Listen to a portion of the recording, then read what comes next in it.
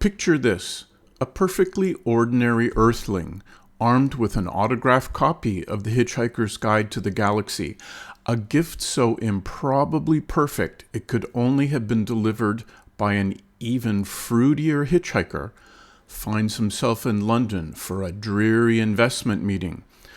This, of course, is the sort of meeting that makes one long for the simplicity of, say, negotiating with a Vogon for a hyperspace bypass permit. But being a hoopy sort who read the guide in 1982, got addicted, and memorized all 5 books in the trilogy, and promptly decided life was a fundamentally broken equation, I tacked on 2 extra days to chase the ghost of the author Douglas Adams through London's labyrinthine streets. To join me on the journey, glance briefly at the words "Don't Panic" in large friendly letters, then punch Earth 42 into your guide's sub-ether search to see my pilgrimage in garish full-color glory. If you've never read The Hitchhiker's Guide to the Galaxy, this is going to be a very weird video. Trust me, go read the book and then come back here. I'll wait patiently for you. I plotted out a course over 2 days, minimizing bouncing around the city's transit system. When you're a hitchhiker trying to see the marvels of London for less than 30 Altarian dollars a day, efficiency in space-time is important. The London Underground looks as if the Vogons decided to get into public transport design as a hobby. First up, towel in hand, was the tube from Paddington to Islington, where Arthur once went to a very good party and met a very nice girl whom he totally failed to get off with, as Zaphod Beeblebrox convinced her to join him as he plotted to steal the Heart of Gold spaceship. My first destination today was the Hot Black Desiato real estate agent office. Now, Douglas did not make this up. He lived in the neighborhood and saw the name on the store sign and thought it would make a great name for a character who evolved into the frontman of the band Disaster Area, the loudest band in the galaxy. Its speaker system contravened the strategic weapons treaties of several star systems. Hot Black was friends with a young Ford prefect, incredibly rich, occasionally buying star systems, and he once spent a year dead for tax reasons. So this shop has a lot of guide canon riding on it. My heart skipped a beat when I came around the corner and saw the sign for the first time. It's really real. I casually stood on the other side of the road taking pictures, hoping no one would call the local constabulary. I then crossed over and looked at the property listings in the window, thinking I should just buy something to lock in my absolute guide street cred. I saw through the window that there was a young woman at a desk inside, all alone. Was her name Trillian? The improbability is high, but not infinite. I started to walk away, but gathered my courage and went inside. She got up to talk with me about the great values to be found in North London real estate, but I waved my hand, saying, "Sorry, I don't want to waste your time. I just came here because of the guide." She looked at me like an Arcturian megadonkey hearing a new sound.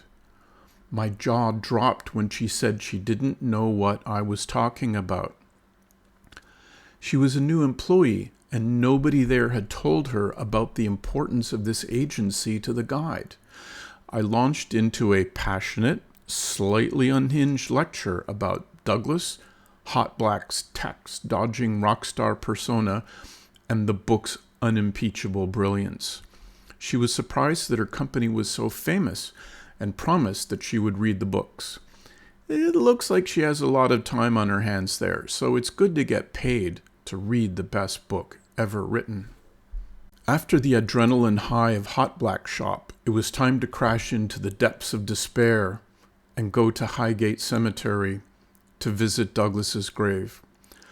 He was taken by a cruel universe at the age of 49 of a massive heart attack while exercising.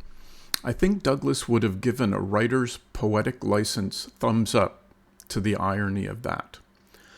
He's located in the East Side, and you have to buy a ticket to enter. a fitting similarity to how you have to buy a ticket to see the creator's final message to his creation, but he doesn't have presently any flaming letters.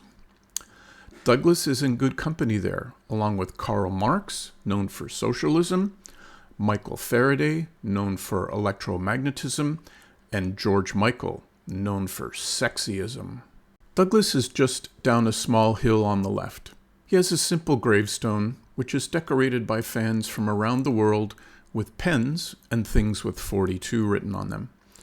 My contribution was a particularly world-weary pen from my backpack and a little thing I created just for him, a 3D designed and printed formula, 6 times 9 equals 42. This comes from Douglas's notion in the book that the universe is fundamentally broken, and after living my life to this point, I couldn't agree more. When I place it next to the headstone, I realize it was rather too large and bright red and bright white for the solemnity of the site, so I rubbed some dirt on it to make it feel more at home. I suspect the caretakers occasionally remove things, but in my mind it will be there until I have my final dinner and a lot of drinks at the restaurant at the end of the universe. I sat on a small bench just opposite and listened to the beginning chapters of the BBC radio show, thinking along with every memorized word and sound effect. It began to rain slightly. I started getting a pain in all of the diodes down my left side. I was very depressed. The next morning, I took the tube quite a ways northwest of the city to the village of Rickmansworth.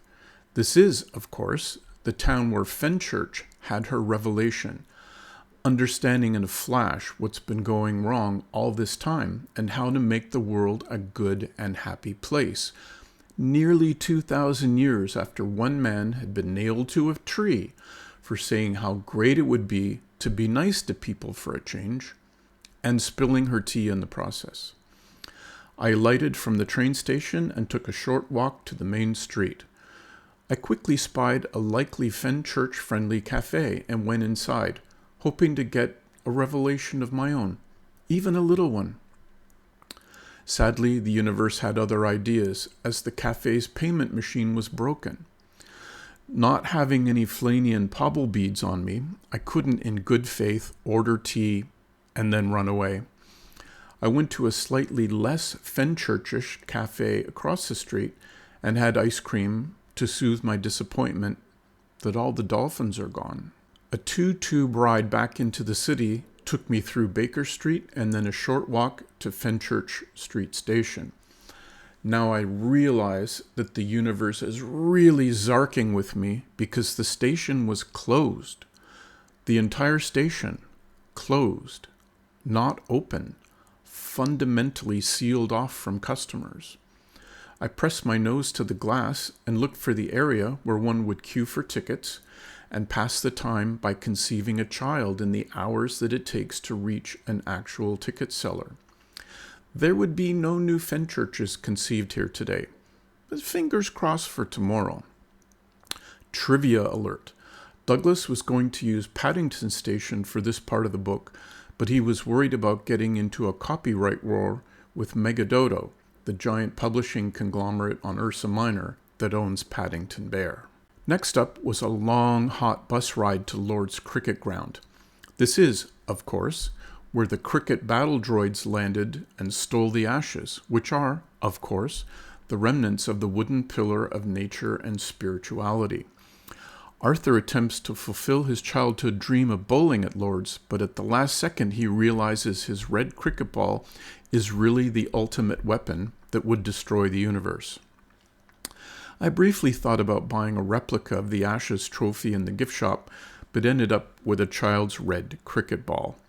I did not attempt to bowl it, under threat by the nice little security man at the gate, clearly a Vogon poetry enthusiast. The site tours for the day were all full, with telephone sanitizers, account executives, hairdressers, tired TV producers, insurance salesmen, personnel officers, security guards, public relations executives, and management consultants, so I only got to see a tiny slice of the grounds through a small gate. It was not full of smoking wreckage. Well, as Ulan Kulufid said, that about wraps it up for my London highlights of the guide. I did try to go to Peckender Street, where Fenchurch lived, played cello, and learned to fly. Turns out it's a fictitious street name, a cruel joke by Douglas on us future guide place hunters.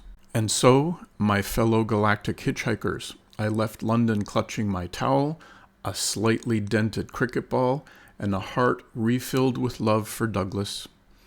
From Islington's improbable real estate to Highgate's cups of pens, from Rickmansworth's tealess cafes to Lord's unbold dreams, if you find yourself on this small blue-green planet circling a small unregarded yellow sun, grab your guide and seek out these sacred spots. Share your stories below, for in a universe where 6 times 9 equals 42, it's we Freuds who keep Douglas's legacy zooming through the cosmos, one sarcastic quip at a time.